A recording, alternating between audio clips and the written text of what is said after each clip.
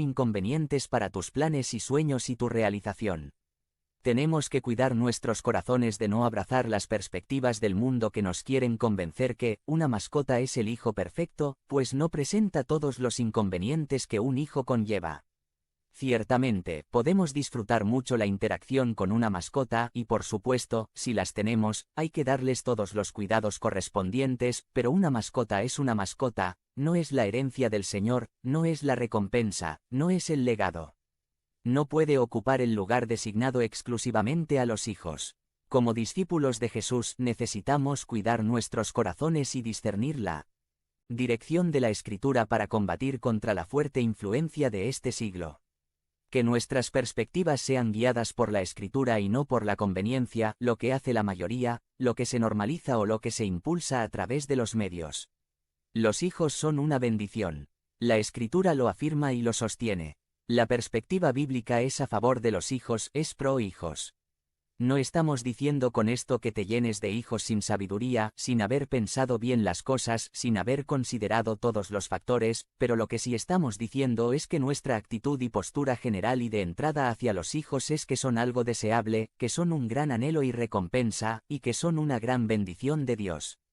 Créelo así, practícalo así, modélalo así, vívelo así. Los hijos no son una carga, sino una bendición, pero hay una segunda verdad importante y esta es: segundo, los hijos no son nuestros, son del Señor.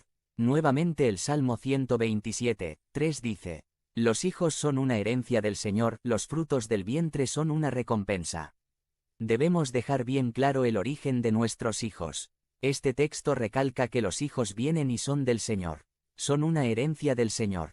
Las herencias no se podían vender a perpetuidad en Israel porque la tierra era del Señor y las asignaba a cierta familia y debía permanecer en esa familia a perpetuidad. Al hablar de los hijos como la herencia del Señor, está marcando de quién son los hijos, de dónde provienen los hijos. Incluso, en Israel quedaba claro que los hijos no son nuestros, sino del Señor, en que había que hacer todo un protocolo para redimir a tu primogénito. En la ley, el Señor había establecido que el hijo primogénito le pertenecía y que las familias debían hacer un sacrificio y una ofrenda para poder rescatarlos. Este era un constante recordatorio para estos padres que sus hijos no eran suyos después de todos, sino pertenecen al Señor. ¿Sabes cuándo te das cuenta de esta realidad? Cuando se cumple lo que dice Génesis 2, 24. Por eso el hombre deja a su padre y a su madre, y se une a su mujer, y los dos se funden en un solo ser. Cuando nuestros hijos forman sus propias familias, te das cuenta de que estuvieron bajo tu responsabilidad, cuidado y dirección, pero que no son tuyos, en el sentido absoluto del término, sino son verdaderamente de Dios. Esta verdad debe guiar todo en cuanto a nuestra relación con nuestros hijos. Primero, debemos entender la gran responsabilidad que tenemos en el hecho de que Dios los haya puesto en nuestras manos. Es algo por lo cual daremos cuenta a Dios. Es un gran privilegio, pero es una gran responsabilidad cuidar a los hijos que pertenecen a Dios. Segundo, no podemos ni debemos aferrarnos a nuestros hijos como si fueran nuestra propiedad. Algún día Dios los reclamará de vuelta. Son suyos, no nuestros. No finquemos nuestra identidad y nuestro todo en nuestros hijos. Tu vida es mucho más amplia que el hecho de ser padre o madre. Tu vida no acaba cuando tus hijos salen de casa a formar sus propias familias. De hecho, así se supone que ocurra. Nunca fueron tuyos en ese sentido absoluto. Los que somos padres tenemos un rol muy especial como tales, pero no es lo que nos da identidad, somos como hijos de Dios, mucho más que ese rol y llamado que Dios nos ha dado. Entonces, el tiempo que los tenemos no se trata de hacerlos a nuestra imagen, sino de hacerlos a la imagen de aquel que es su dueño y Señor. Dios nos da los hijos no para que nos adueñemos de ellos, sino para que los crezcamos para su gloria.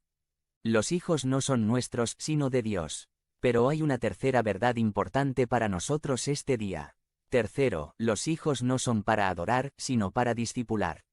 El hecho de tener un hijo es algo tan especial y bello que con mucha facilidad podemos confundirnos en cuanto al propósito de tenerlos. Los hijos son tan especiales que si no cuidamos nuestros corazones podemos comenzar a idolatrarlos. Es decir, que se vuelvan el centro de nuestra adoración, sustituyendo al Señor en nuestros corazones. Algo así le ocurrió a un hombre llamado Elí en el Antiguo Testamento. Él era sacerdote en Israel y sus hijos también lo fueron, pero sus hijos no tenían temor del Señor y hacían toda clase de barbaridades en el desempeño de su oficio.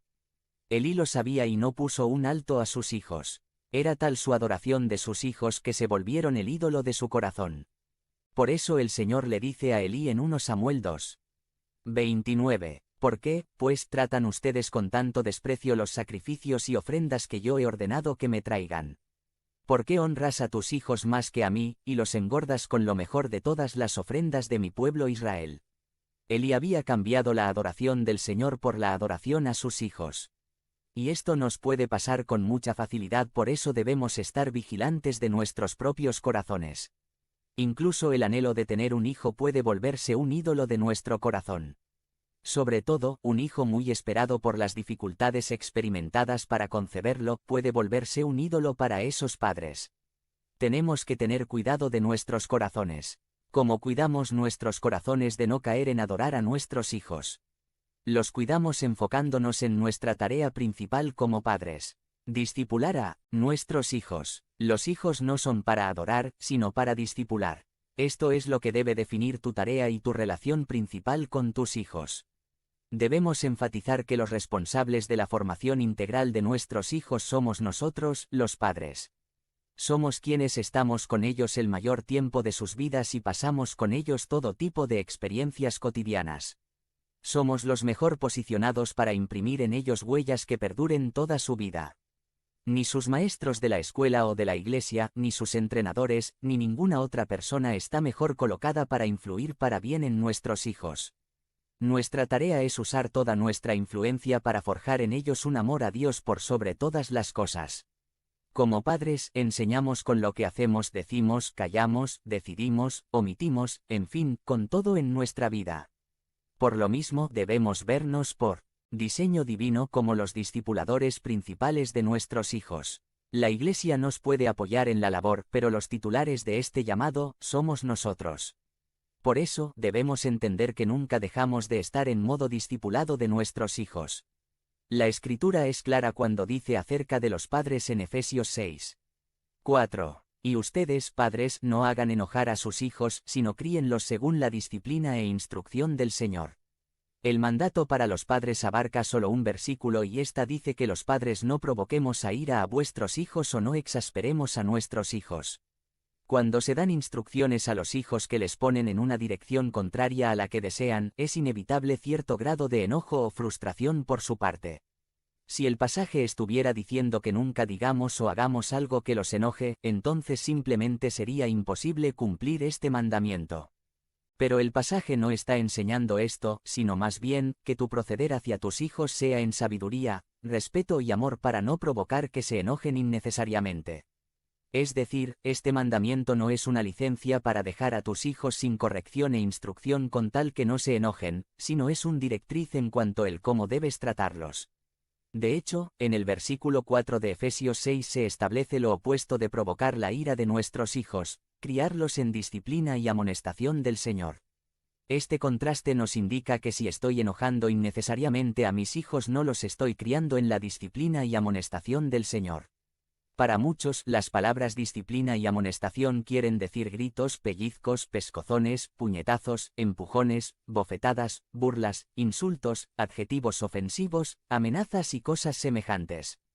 Todo esto cabe en la categoría de exasperación de nuestros hijos y está en contradicción con la disciplina y amonestación del Señor.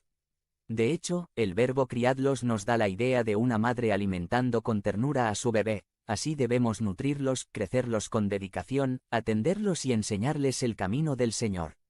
La disciplina y la amonestación implican la aplicación de principios bíblicos, límites y consecuencias, relación, respeto, ejemplo, confianza, conversación, instrucción, comunicación, perdón y gracia.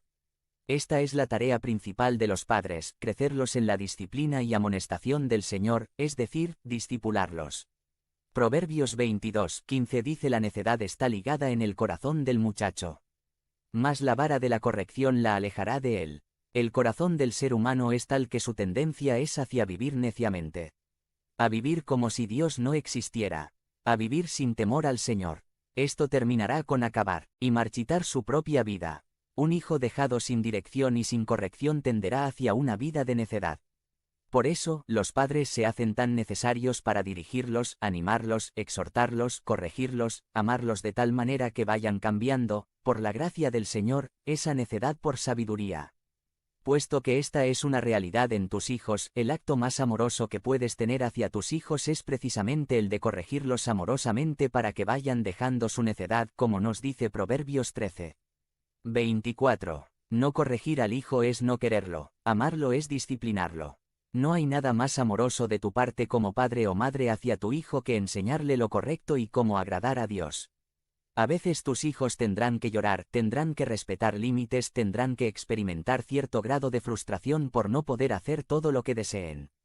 Pero es necesario crecerlos con disciplina, precisamente porque los amas y quieres lo mejor para ellos. Entonces, en vez de que nuestros hijos se vuelvan el objeto de nuestra adoración, debemos enfocarnos en nuestra tarea principal, que es